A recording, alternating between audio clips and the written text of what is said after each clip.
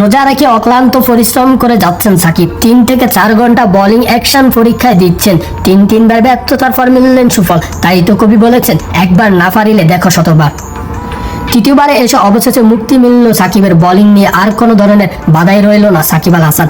England ICC স্বীকৃত lamp bowling action পরীক্ষা দিয়ে বৈধতা ফিরে পেয়েছেন বাংলার ক্রিকেটে পোস্টার বয় তারকা এই অলরাউন্ডার। চেন্নাইয়ে বোলিং অ্যাকশন পরীক্ষায় ব্যর্থ হয়েছিলেন সাকিব। স্বাভাবিকভাবে নেমে আসে নিষেধাজ্ঞা। এর আগে কান্ট্রি ক্রিকেট খেলার সময় ত্রুটি ধরা পড়ে তার বোলিং নিয়ে। সেই ত্রুটি সারাতে চলতি মাসে সাকিব কাজ করেছেন সারের কোচ প্রসঙ্গ গেল, গত বছর সেপ্টেম্বর পাকিস্তান সফর থেকে দেশে না ফিরে সারের হয়ে একটি ম্যাচ খেলতে ইংল্যান্ডে গিয়েছিলেন সাকিব।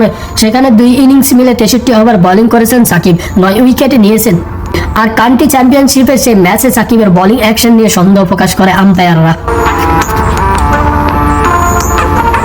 বোলিং অ্যাকশন ত্রুটি থাকায় সাকিব মিস করেছেন দেশের হয়ে চ্যাম্পিয়ন ট্রফি খেলার সুযোগটাও। কেবল ব্যাটার হিসাবে সাকিবকে বিবেচনায় রাখতে চাননি চ্যাম্পিয়ন ট্রফি টিম ম্যানেজমেন্ট। তবে এবার নিষেধাজ্ঞা মুক্ত হয়ে ফিরে আসলেন সাকিব। খেলার সুযোগও পাচ্ছেন কিনা সেটা এখন দেখার বিষয়।